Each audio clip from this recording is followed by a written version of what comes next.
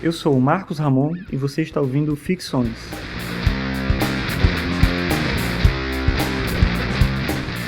Esse é o episódio 41 e o tema de hoje é: o discurso acadêmico é uma farsa?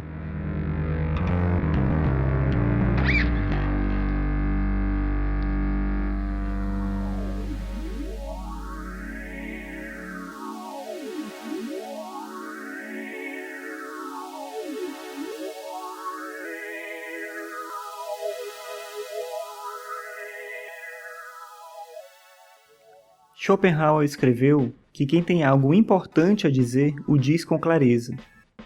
E essa afirmação dele sobre a época dele é interessante também para a gente pensar o mundo acadêmico em que a gente vive hoje. Um mundo em que se diz muitas coisas, mas não se diz essas coisas de uma maneira necessariamente compreensível. E talvez até porque o que se diz não é necessariamente relevante. Tem um livro que foi escrito em 1999 que aborda esse tema de maneira bem direta. Esse livro se chama Imposturas Intelectuais. E os autores são Alain Sokal e Jean Bricmont. Se você não leu e tiver interesse em ler, eu vou colocar no post um link para o arquivo em PDF desse livro. Qual é a ideia do livro? Qual é a proposta do livro? Bem, o que motivou a escrita do livro foi a apropriação, que os autores entendem, como a apropriação indevida de conceitos científicos por parte das ciências humanas. Aí na área da filosofia, história, sociologia, etc. Então, isso motivou a escrita do livro, mas a história do livro é uma história interessante. O Alain Sokal, ele escreveu um artigo e enviou esse artigo para uma revista de bastante prestígio nos Estados Unidos, uma revista de ciências humanas, uma revista acadêmica. Essa revista publica o artigo dele. E aí ele escreve depois um segundo artigo, mostrando como ele fez para escrever o primeiro. E como ele escreveu aquele primeiro artigo?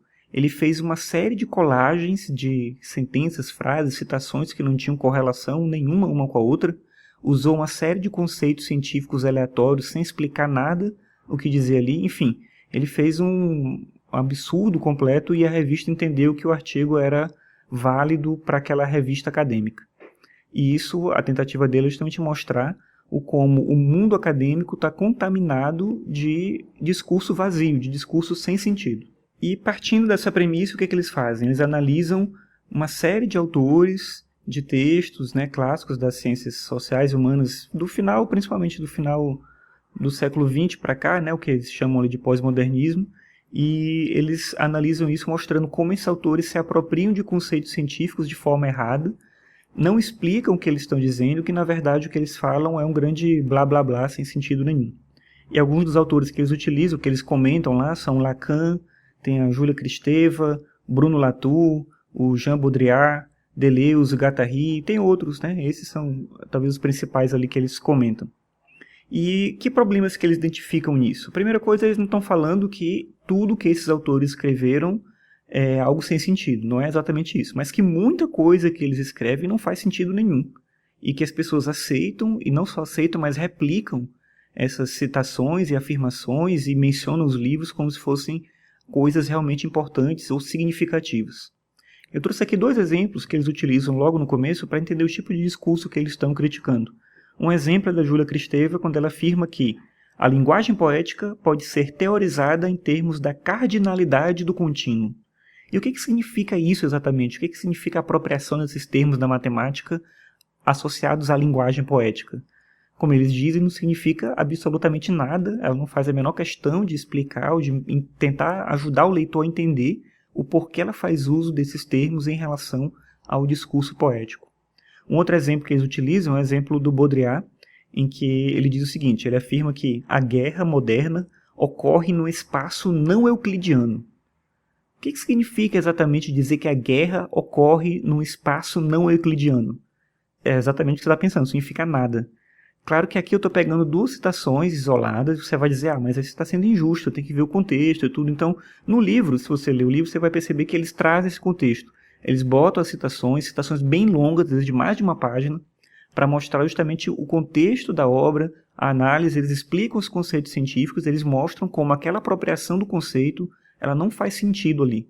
Eles mostram, por exemplo, que o conceito de rizoma, utilizado em Deleuze, que muita gente reproduz, é um conceito completamente errado na maneira como ele utiliza. E ainda que a gente fale assim, mas é uma apropriação, ele está utilizando aquilo, tem uma certa liberdade poética nesse processo, tudo bem. Então a gente pode fazer isso, sim, né? A gente pode usar e falar o que a gente quiser quando a gente tem esse tipo de discurso poético. Mas quando a gente se propõe a fazer um conhecimento sobre a própria realidade e comunicar esse conhecimento, ele tem que fazer o mínimo de sentido. E aí o que eles comentam, e o que eu acho que faz de fato bastante sentido, é que esses autores procuram uma certa ostentação da erudição. Então, é algo que na lógica a gente chama de falácia do recurso à autoridade, que serve tanto quando a gente utiliza a autoridade de alguém, quando a gente menciona alguém para justificar uma ideia nossa, mas também, nesse caso, a construção de uma autoridade autoadquirida, digamos assim. Então, o que acontece aqui, o que o autor menciona, e eu acho que faz muito sentido, é uma certa ostentação da erudição. Algo que na lógica a gente chama de falácia do recurso à autoridade, que pode ser tanto recorrer à autoridade de alguém, mencionar alguém para justificar uma ideia que eu mesmo não consigo explicar, mas pode ser também uma autoridade autoadquirida, digamos assim. Nem tudo que eles escreveram, de fato, é algo sem sentido. Então, a partir do momento que esses autores adquiriram uma certa notoriedade, um certo respeito no mundo acadêmico, eles passam então a falar sobre qualquer coisa, de qualquer jeito, e as pessoas então começam a aceitar aquele discurso. E não só aceitam o discurso, como replicam esse discurso. E esse é o maior problema, talvez, o fato de que as pessoas passam a aplaudir, a elogiar um tipo de produção acadêmica que não faz sentido nenhum, que a gente nem sequer consegue entender. Um exemplo totalmente contrário a isso, que eu acho que é bom mencionar aqui como contraste, é o exemplo do Jorge Luiz Borges. Em 1976, o Borges foi convidado para fazer uma palestra em um congresso que ocorreu em Washington sobre Shakespeare. E ele vai fazer a palestra, o título da palestra dele é O Enigma de Shakespeare. O Borges já era cego nessa época, então levam ele até o local onde ele vai sentar para poder falar para a plateia. O auditório está lotado, as pessoas aplaudem quando ele chega, né, porque ele já é alguém muito famoso ali. E aí ele começa a falar, só que o microfone está muito distante. E o som não sai direito, as pessoas não conseguem ouvir o que ele está falando. Ele é cego, então ele não sabe bem o que está acontecendo ali. Ninguém consegue ter a coragem de ir lá e interromper ele para ajeitar o microfone e permitir que a palestra ocorra da melhor maneira possível. E deixam ele falando. Ele fica falando durante quase 1 hora, sem ninguém, quase ninguém no auditório conseguir ouvir o que está acontecendo. Então, quando ele termina a palestra, as pessoas aplaudem de uma maneira, né, bem entusiasmada e tudo, e depois, quando ele fica sabendo o que aconteceu, ele acha aquilo um absurdo, terrível. Para muita gente pode ser o contrário, né? Podia ser um sinal de um extremo respeito e um elogio à figura dele, porque as pessoas ficaram em silêncio durante 1 hora, sem ouvir nada do que ele fala, e quando ele termina de falar, as pessoas ainda aplaudem. Então parece um sinal de respeito muito grande. Mas para o Borges, na verdade, aquilo representou quase que o fim do bom senso, da compreensão do discurso do outro e tudo mais, porque como é que você aplaude aquilo que você não ouviu, que você não entendeu? E curiosamente a palestra se chamava O Enigma de Shakespeare e continuou um enigma de fato. Se a gente pensar bem nisso que eu estou criticando aqui, que é esse discurso vazio que é colocado por alguém e é repetido pelos outros, acontece também na internet. Nos blogs, nos podcasts, nos vídeos do YouTube, em todo lugar a gente está vendo esse discurso vazio acontecendo. Nos assuntos sobre os quais eu acho que eu tenho alguma coisa a falar e em relação àquilo que eu estudo mais, que é filosofia, comunicação, arte, esses temas que são mais próximos de mim, e eu sempre acompanho os blogs, os podcasts que falam sobre isso, os vídeos e tudo, eu vejo muita gente falando um monte de barbaridade o tempo todo. E aí o problema não é a pessoa falar, ela tem o direito de falar o que ela quiser, e outras pessoas têm o direito de ouvir, de ler, de compartilhar, fazer qualquer coisa, ninguém está certo ou errado nisso, não é essa a questão. Mas o problema é que essas pessoas falam com uma segurança tão grande sobre aquilo que elas não entendem, que quem escuta acha que de fato aquilo faz sentido quando não faz. E em muitos casos, desses ainda mais graves, as pessoas cobram para ensinar aquilo que elas não sabem. E aí deixa de ser só a pessoa acreditando que está falando algo que faz sentido sem saber falar sobre aquilo. Aí passa a ser, de fato, mau caráter mesmo, né? Então a pessoa está agindo de má fé com o outro. Ela está fazendo um blá blá blá qualquer acadêmico, que as pessoas compram aquilo acreditando que faz sentido, quando na verdade não faz. porque efetivamente elas não sabem sobre o que elas estão falando. E claro, a gente que está do outro lado, ouvindo, lendo, assistindo esses vídeos, a gente não tem como ter essa medida do que é certo e o que é errado. Então qual é a solução? É não ter acesso a mais nada?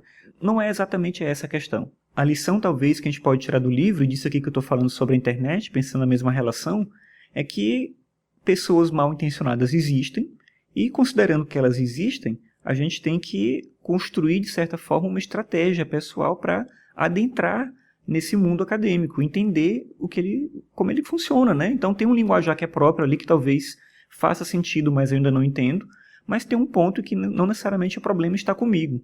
Então quando você não entende um texto, quando você não entende o que alguém está falando, quando você não compreende algo, o problema não necessariamente está com você, talvez esteja nisso que está sendo anunciado de forma errada, porque a pessoa é incompetente para falar sobre aquele assunto, isso já é muito ruim, ou então pior, ela está agindo de má fé e está tentando enganar você falando qualquer coisa de uma maneira confusa e você vai aceitar aquilo. Então, é preciso aqui, nesse caso, o óbvio, o bom senso, o senso crítico de consultar várias fontes, de não acreditar na primeira opinião que aparecer, de não entender qualquer pronunciamento, qualquer fala, qualquer texto como verdade. Então, cabe aqui muito esse cuidado. E, de certa forma, não é exatamente isso a filosofia. Se a gente pensar bem, a filosofia não é um saber confuso. A filosofia é e sempre foi um tipo de conhecimento que fala sobre a realidade. E se fala sobre a realidade, é preciso se comunicar esse conhecimento de forma clara, de forma compreensível, para que outras pessoas que estão interessadas no processo do filosofar possam acessar a esse conhecimento. Então, essa é a lição principal que eu acho que a gente tira dessa discussão. E aí, tentando responder a pergunta lá do início, o discurso acadêmico é uma farsa? Bem, eu acho que não.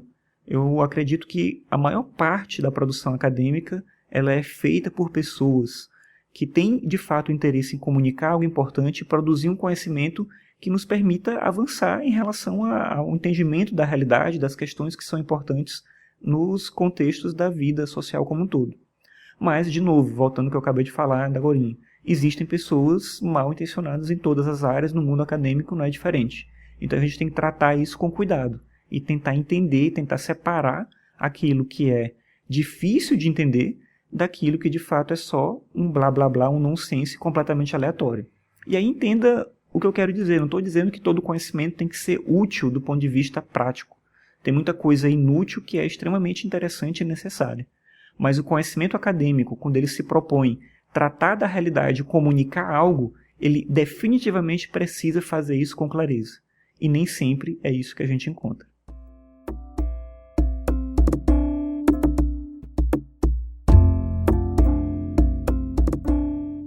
Obrigado por ouvir mais esse episódio. Esse foi o episódio 41. E você pode acessar todos os episódios do podcast em www.marcosramon.net. Lá tem também um link para o meu blog, para você acessar os textos que eu escrevo e algumas outras coisas que eu faço aí pela internet. Se você gosta do podcast Ficções, eu peço para você compartilhar, comentar, para que outras pessoas possam ter acesso também a esse material. Então é isso, obrigado por você ouvir e até a próxima.